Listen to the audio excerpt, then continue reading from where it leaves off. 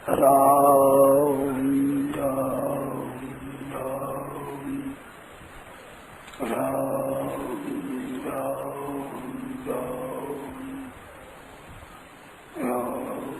राम राम। अब बोलो ये बात पूछो, चलो। गोविंद गोपाल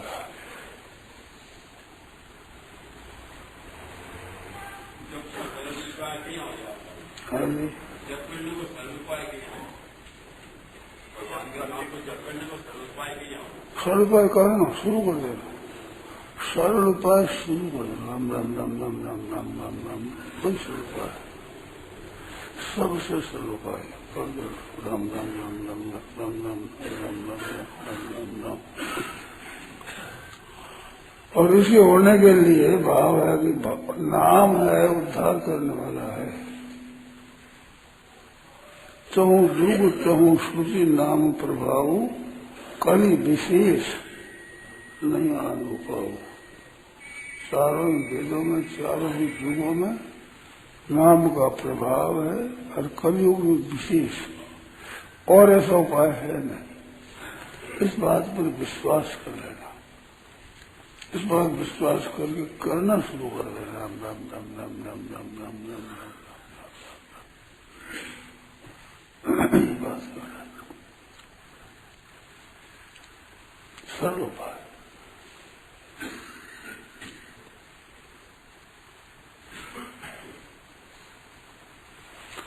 भगवत गीता में योग की महिमा है।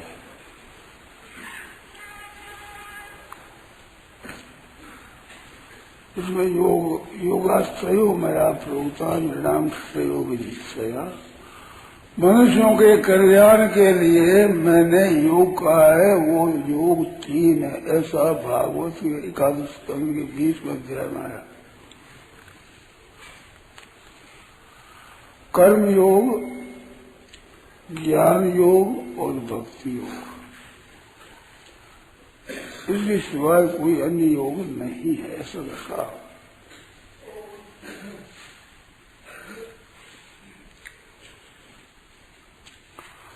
तो योग क्या चीज है?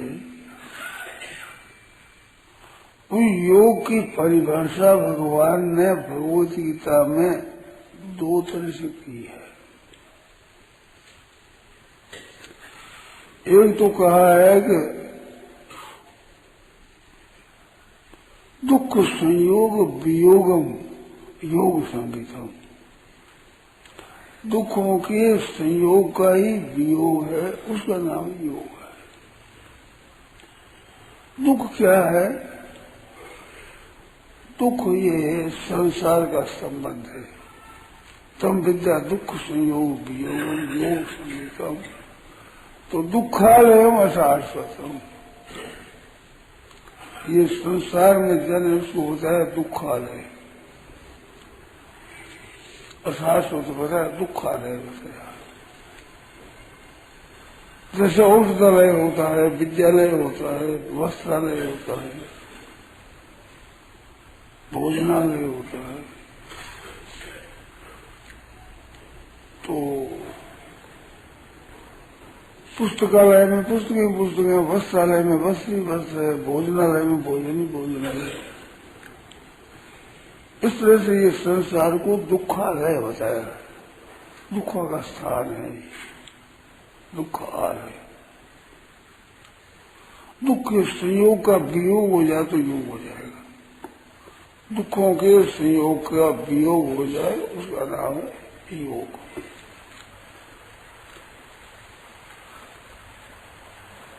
और ये संसार है दुखालय। तो संसार क्या है? संसार की बड़ी सीधी बात, पहले नहीं था और फिर नहीं रहेगा, और बीच में भी वियोग हो रहा है। जिस समय में संयोग देखते हैं उस समय में वियोग हो रहा है। पहले वियोग है, पीछे वियोग है और अब भी वियोग है। इस वियोग को स्वीकार कर लेना, ये संयोग वियोग है। स्वतः जो हमारे से अलग हो रहा है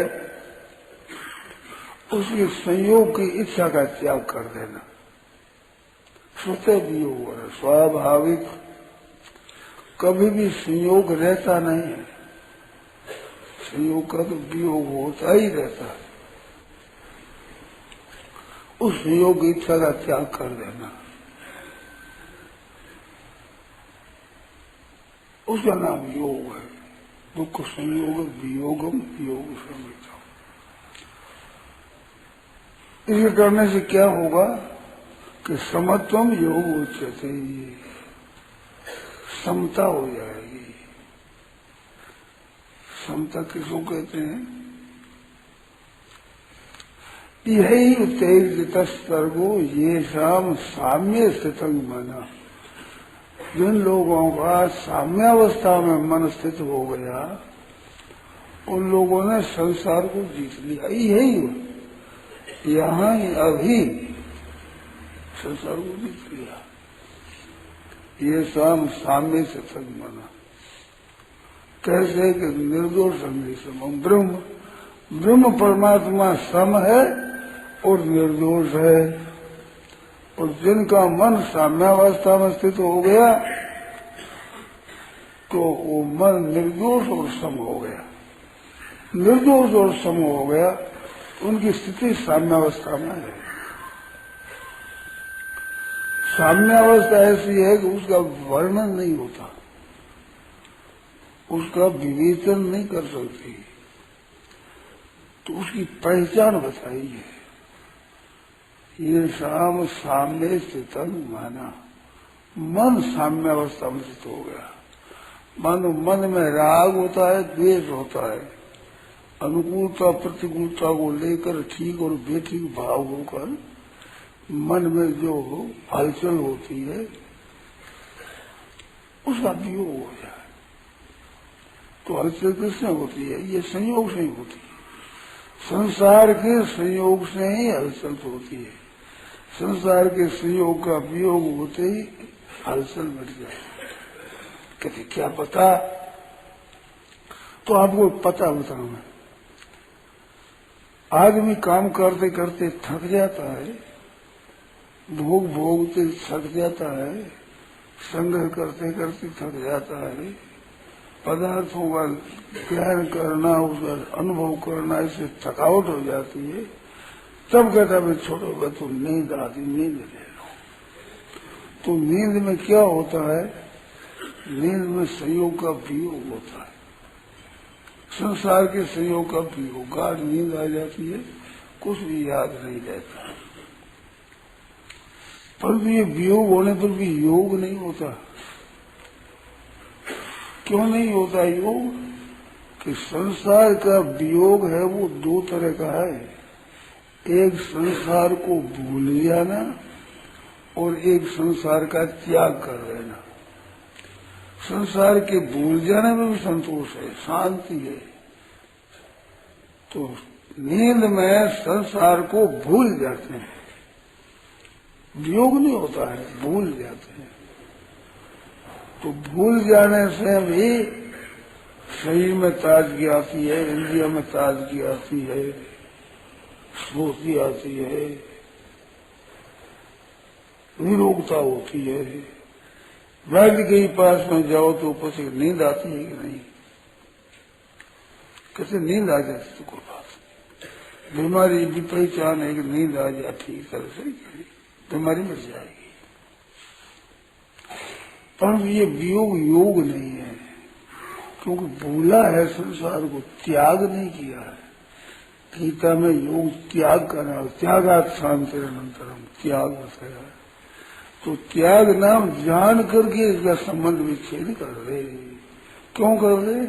कि पहले दुख है, पीछे दुख है, बीच में भी दुख है। संसार का वियोग पहले है, पीछे है और बीच में भी वियोग हो रहा है। तो दुख के संयोग का वियोग हो रहा है, उसको स्वीकार कर ले कि इसको हमें नहीं रहना है, ये संयोग हमें नहीं चाहिए। कैसा? जिसका फल दुख होता है, ऐसा संयोग हमें नहीं चाहिए। अगर ये बात समझ में आ जाए तो आदमी निहाल हो जाए। यही संस्पर्श जाप होगा। संबंध जन्य जितने सुख हैं वे दुख योने एव दुखों के ही कारण है और आदि अंत वाले हैं।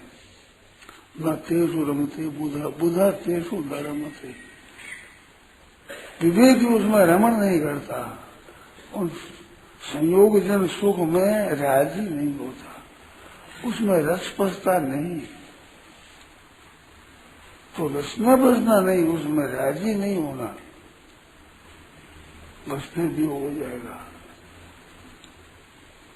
भोगों का संयोग वो सुख देने वाला है, ये एक वहम है, भाई वहम है। वास्तव में भोगों का संयोग सुख देने वाला नहीं है। गहरी रीति से विचार किया जाए तो उसी संयोग का वियोग होता है, सुख होता है।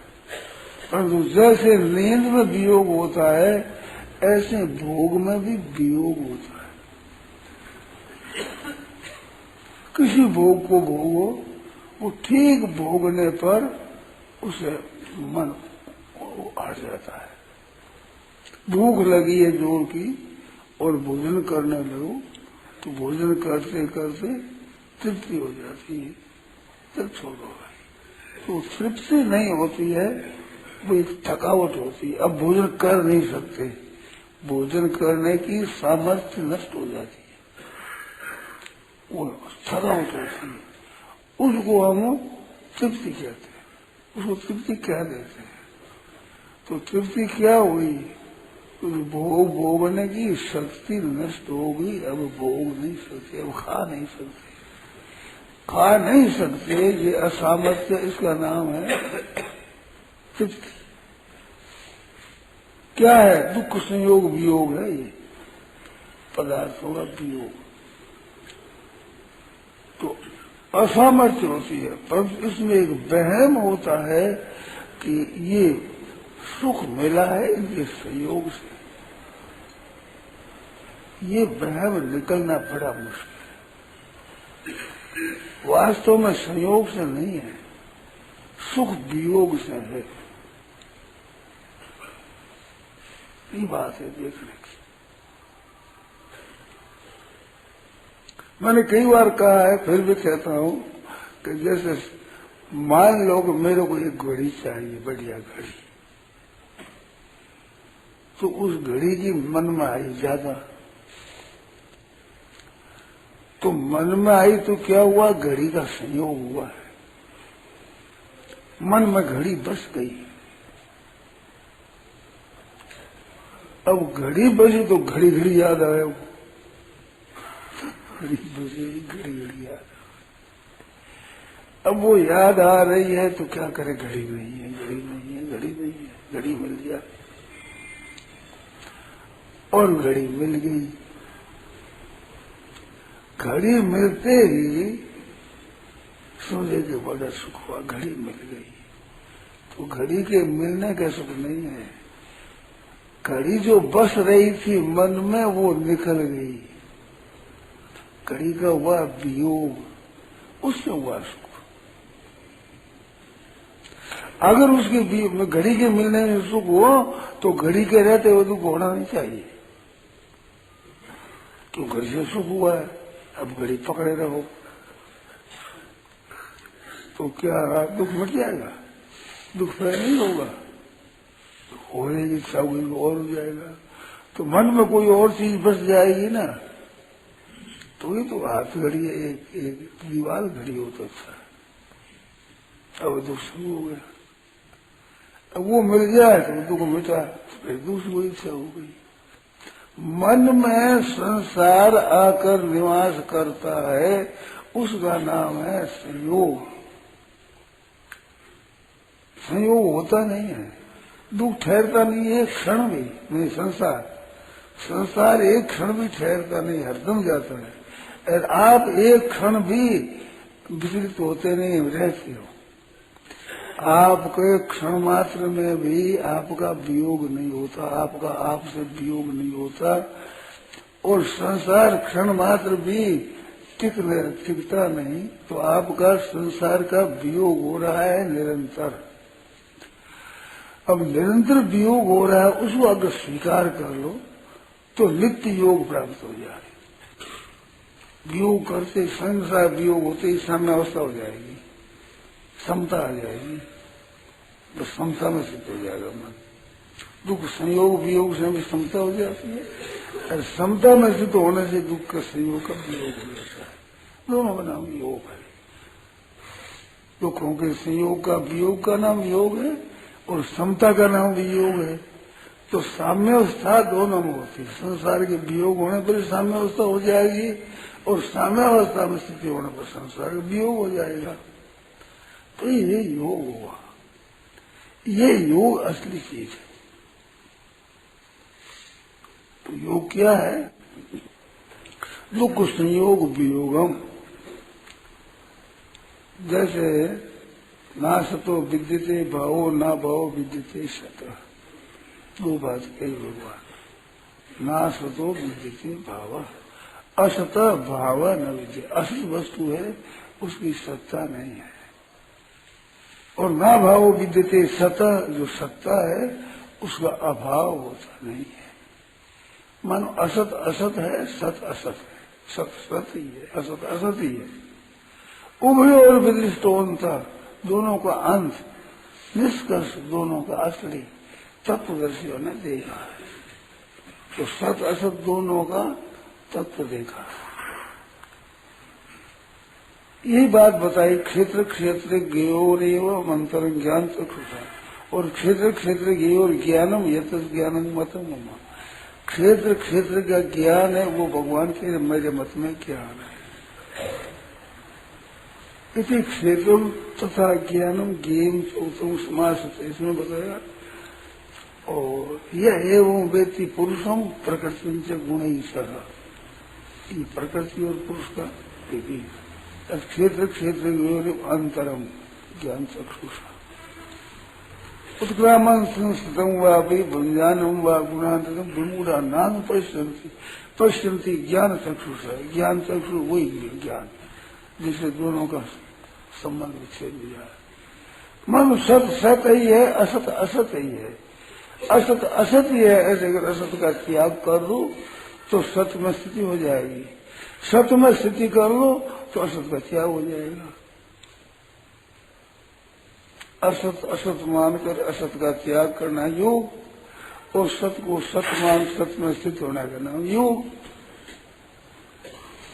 सीधी बात है। योगा कर्म से कौशलम। कर्म जितने किए जाए उनमें योग ही कुशलता है, और कोई कुशलता नहीं। कर्मों में कोई तत्व नहीं है। कुशलता है, वो कुशलता क्या है? योग ही कुशलता है। कर्मों में अगर विचित्रता है तो योग की है, निष्काम भाव की है। निष्काम भाव होने से संज्ञा योग हो जाता है। निष्काम हो गया तो कामना गई ना, योग हो गया। कामना से संयोग है, संसार का संयोग तो होता नहीं। संसार का संयोग कभी होता ही नहीं, तो हर समय वियोग होता है निरंतर। परंतु कामना ये पकड़ देता है स्वयं, ये होता है संयोग। इसका वियोग हो जाए बस, तो योगा कर्म से कौशलम। तो इससे वियोग होते ही साम्य से मना समता में स्थित हो जाएगी। तो दोनों का विवेक ठीक तरह से हो जाएगा, तो विवेक होते ही असत का त्याग हो जाएगा। असत का त्याग हुआ योग हो गया, असत में स्थिति हुई उसका नाम योग हो गया। और योग ही सब कर्मों में कुशलता है। तो योग ही कर्म योग है, भक्ति योग है, ज्ञान योग है, वो योग है बस योग। तो सीधा सरल उपाय, संसार का जितना संयोग है वो पहले नहीं था और फिर नहीं रहेगा, और अभी भी वियोग हो रहा है निरंतर। इस बात को ठीक तरह से जान लेना, योग हो गया। इसमें शंका हो बोलो। अभी जितना संसार का संयोग है वो पहले नहीं था, ना शरीर का था, ना पदार्थों का था, ना रुपयों का था, ना कुटुंबियों का था, ना जमीन जायदाद का सारे से, और फिर ये रहेगा नहीं। और अभी प्रत्यक्ष में जा रहा है, इसको स्वीकार कर लो, योग की प्राप्ति हो जाएगी। सीधी सरल बात, सबका अनुभव है।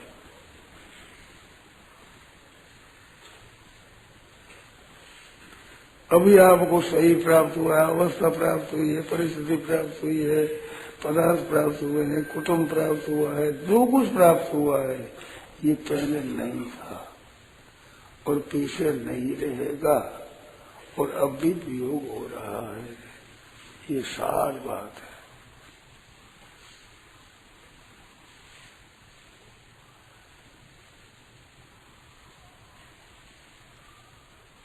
नारायण नारायण नारायण नारायण नारायण, ये बात है। राम। यह प्रवचन परम सिद्धे स्वामी जी श्री रामसुखदास जी महाराज द्वारा दिनांक 22 नवंबर 1990 को प्रातः करीब 5 बजे नित्य स्तुति के बाद भुवन भवन कार्यालय कलकत्ता में हुआ। राम।